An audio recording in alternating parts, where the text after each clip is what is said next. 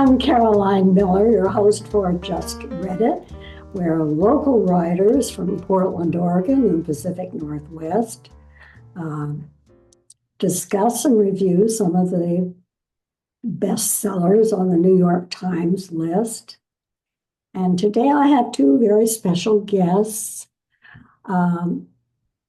Butch Freedman, who has written a novel that's just been published, and Amy Stinnett, who's got a couple of books out. But before we get into the interviews, I want to explain to our audience, we've had some technical difficulties with Amy, so you're going to just see stills of her, but you should be able to get her brilliant insights.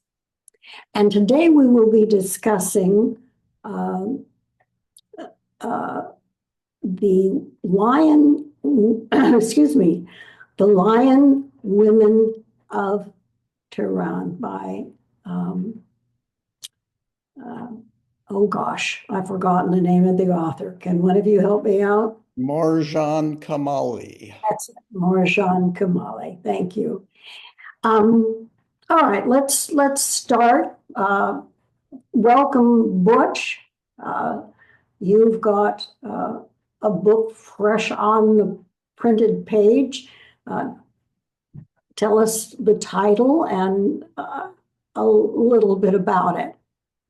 Okay, it's the title is Old Dogs and Other Stories. And it's actually a collection of 16 short stories that are somewhat connected. It's somewhat autobiographical, but I would guess I would call it a combination of fiction and autobiography. So I've drawn a lot from my own experiences, but taken a lot of liberties with that experience. Rights. So yeah, I've gotten good feedback from people who have read it, and I've always been interested in short fiction rather than the longer novel form.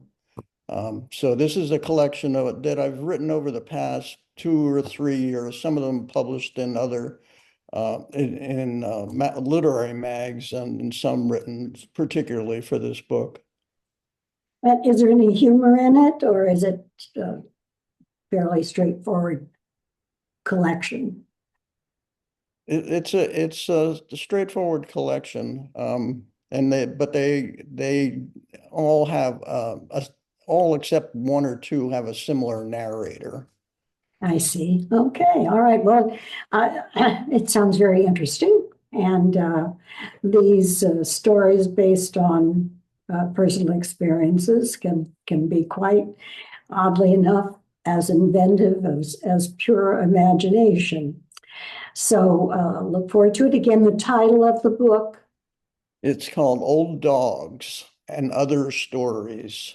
Dogs and Other Stories. I'm going to ask you that again at the end so that people can rush off and get their paper and pencil and write it down at the end of the program. And it's available at all the normal Amazon and Borders and all that kind of stuff. Amy, you've got a couple of books out, one you've just recently published. Tell us about the first and the one that's just out. Let's start with the first one. Oh, I have a series called Chicken Shit, and it's a collection of 4 books based over the course of a year, and it's kind of a fish out of water story, where a woman who's comes back to rural Idaho to kind of deal with parts of her past that are alien from her. And there's a lot of humor in it, as you'd expect with the title. And then I started a 10-part series called Chaff Bridger, and that's kind of a fun romp adventure type story, and they're all short novelettes, and they're based on the dime novel, the Western dime novel. The storyline of that just is set in the 1800s, and they're a bunch of women who are getting together and doing a Wild West show. Okay, all right, all right, audience, get your pens ready, get this data down at the end of the programming. Now, for the main event, we have a New York Times bestseller book, and The Lion Women of Tehran is takes place over about 30 years. Two Iranian women meet as children, and the saga during the time of the Shah, and then takes us through the time of the revolution and the installation of the religious mullah reign, and what happens to these women. And basically, to be very quick about it, one of the characters, Ellie, her father dies. They are upper middle class, and they are reduced to living in a lower class community.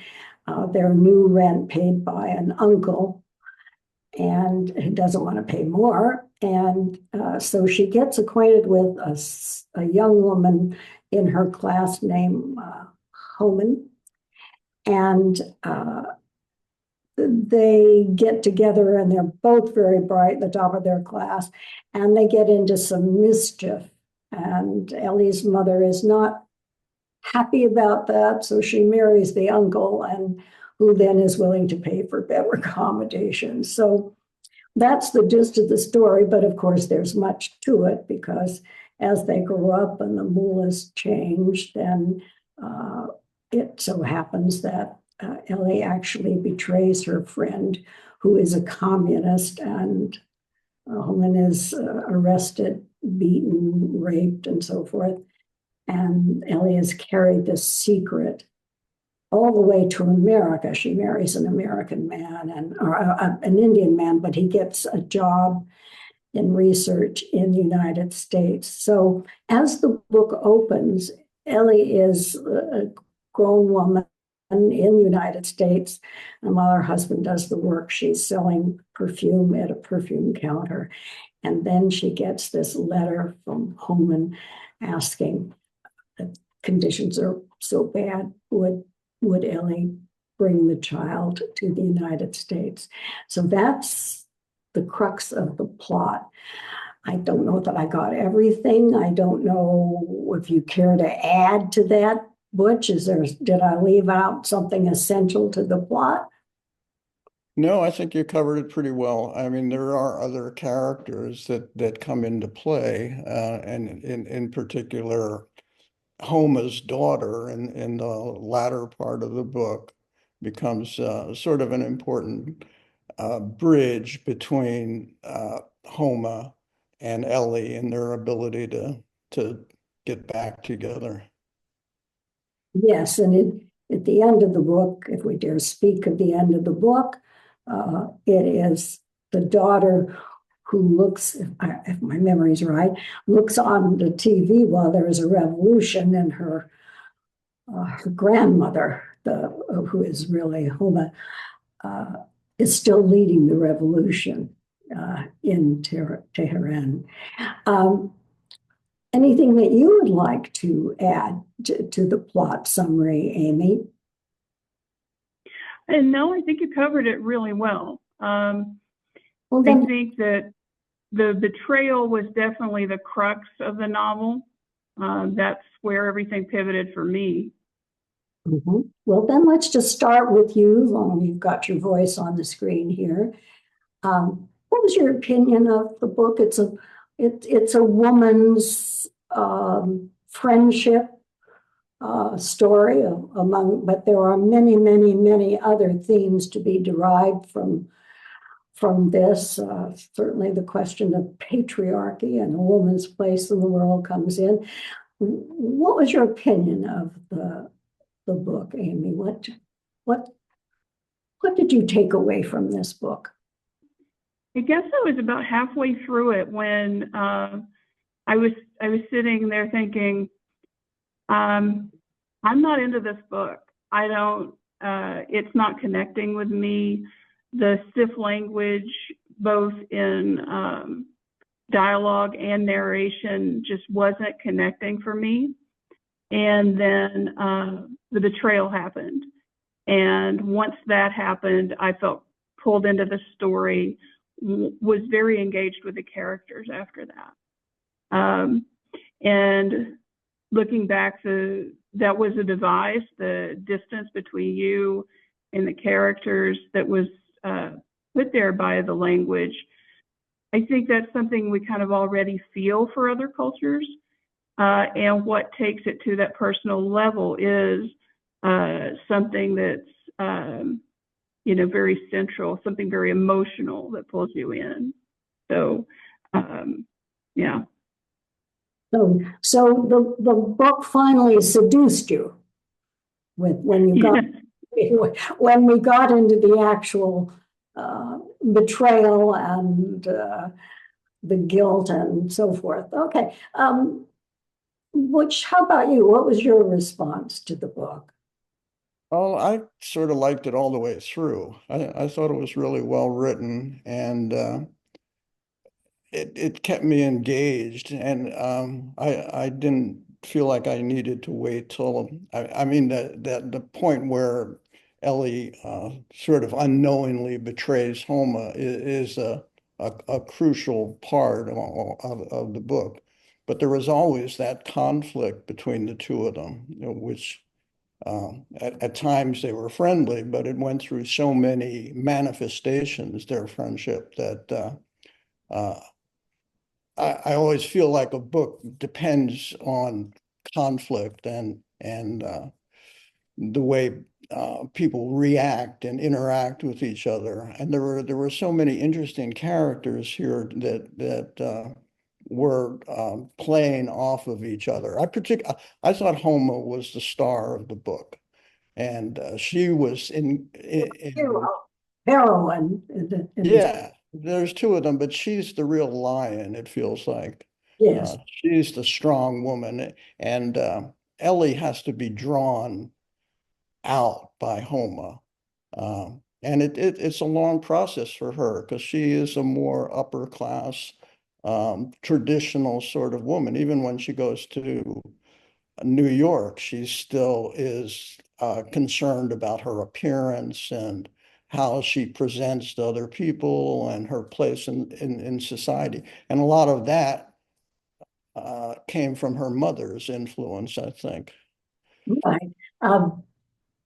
I thought your comment about how class also defines a woman's role in society and the kind of courage it may have taken of Homa to break those traditions while Ellie kind of stands in the shadows. What did you feel about that, the relationship of class and patriarchy? Amy, did you have any take on that? I almost saw it as another character to the novel, that the society they lived in being the nemesis that they were both fighting, sometimes unknowingly. I think Homa obviously was more aware of her surroundings from the beginning. Why did you feel Ellie was fighting in her own way? Can you pick up that thread a little bit? Well, Ellie was working through a lot of I don't know, a system that was kind of keeping her from understanding what was going on around her. That to her, right? Yeah, strongly influenced by her mother. I think it's really hard to see her as one of the strong women because she has so many flaws. But when you go back through the steps of where she got to where she was, it does make sense that she is a strong individual. And because they both sustained that friendship, she was able to come through for her friend in the end. Okay, that's good. And this question of guilt uh, Butch that torments Ellie throughout the latter half of the book. Could you relate to that? I mean, the book is a lot about women's issues, of course, but guilt doesn't have anything to do with patriarchy. Did you? But she is a woman. She doesn't know how to be open and honest about what she's done. She's afraid. What did you feel about? Could you identify with her dilemma? What did it break the bonds of simply women's issues? Well, I mean, I related to that. I could relate to that situation, you know, I even not being a woman. And I wondered at times whether this book was really meant for me as an audience. But I kind of got over that. I didn't, because, well, I'll get back to the guilt thing, but there were also strong or acceptable male characters here also. Mhm. Murdad, um, Ellie's husband, he's a good guy. He's supportive. And then, and Homa's husband also is the man Yeah, yeah. who dies in the fire. It's a woman's book that sheds some rather loving light on men. Yeah, Yeah, definitely. continue. I'm sorry I interrupted. No, that's fine. And the interesting thing I thought about the guilt that she carries is it was really all for nothing. Um, and she doesn't find out until much later that um, Homa didn't really blame her. In fact, Homa was trying to protect her. Yes. And, you know, she was she was in the sights of the Savak because of the translations that she did. That's the translations that Ellie unwittingly did for Homa on the communist pamphlet. So Homa had her own sense of guilt in that she had ensnared this dear friend into something that might have plunged her into torment to the degree that Homa had to suffer. So both women were carrying guilt, weren't they? Yeah, and I mean, she did tell the colonel that she did give the colonel information about Homa that got her put in prison and caused her to you know, be raped. Well, I mean, I thought that was interesting too, that it is often touted as a woman's book, but it's really more about decency and honor to your friends, and the men's roles seem to me quite admirable. What was your response to that? How did that cross your mind at all about the relationship of the characters, male and female, and how they were treated in the book? The other scene that comes to mind about that is later in the book when the women are being attacked by the Ayatollah's men. Another group of men come in and make a circle around the protesting women. Yes, yes. So there's a good balance there. I mean, I didn't feel I've read other books where I did feel like I had to, you know, somehow be a defender of the patriarchy. But I felt, you know, I felt that it was very balanced here. Yes, yes. Amy, I didn't hear you. Did you cut out, or can you make some comment on what Butch just said? Yeah, I feel like the book did step outside just being directed towards women. I think that it's a universal novel. And I couldn't think about the betrayal that happened in here without thinking about other betrayals in literature, like 1984. How in this instance, the novel closes with the patriarchy, or, whatever attribute you want to give to the society they were in, didn't win. It doesn't end with hopelessness. It ends with courage and strength, like the women that they represent in the novel.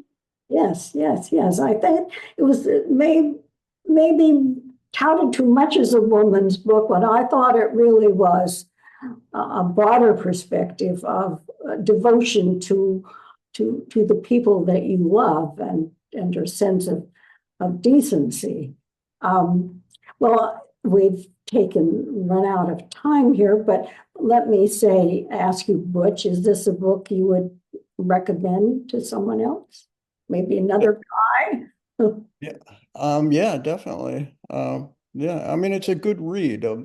And the other part that I enjoyed about it was all of the historical aspects of it. I didn't know that much about Iranian society or Persian society. And I also liked all of the stuff about Persian food. Yes, yes. There was like a big focus. And I wondered as I was reading it, why all this focus on food, despite the fact that it was interesting. And then in the end, we see more of well, Ellie opens her cafe. Right. There's a nurturing aspect. We do that for our friends. We feed them, right? Yeah. Yeah. Right. What we do. We invite them over, and Exactly. Amy, yes, your take now.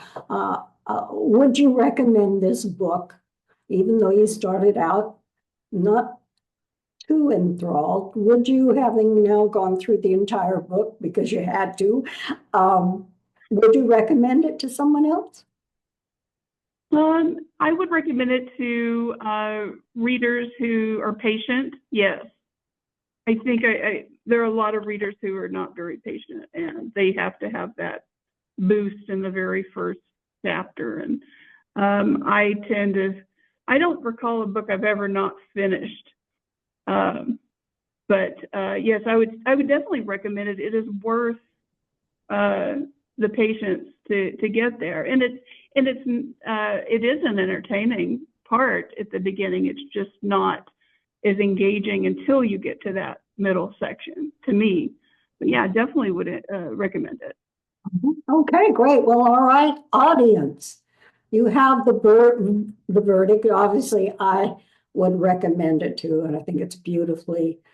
Her language is beautiful. It's beautifully written. But before we close, you've got your paper and you've got your pencil. So, Butch, again, the title of your book. It is called Old Dogs and Other Stories by Butch Freedman. And it's available at all the usual places. Yes. And you might get some insight into Butch and his great empathy for what was normally called a woman's book. We might find something out about him too. And Amy, your books, please, again. My books are available on Amazon, and my current series is the Chass Bridger series, and my completed series is the Chicken Shit series. The first book is called How a City Girl Does Country All Wrong. Okay. Well, the title alone is worth the humor, isn't it? Well, I want to thank you both. You both, Butch, and you have been very patient. We had some extraordinary technical problems getting through this today, but we did, and I think we did justice to the novel. So I want to thank Butch and Amy for being my guests today and weathering through all this. And to my audience, I want to thank you for being with us. You can subscribe because we publish every 2 months. We're not regulars. So if you like what you saw, you thought you might be interested in a book, consider subscribing to Just Read It. Yeah. But in the meantime, I want to thank you for spending this time with us. And again, thanking my guests, Butch Freedman and Amy Stinnett. Till next time.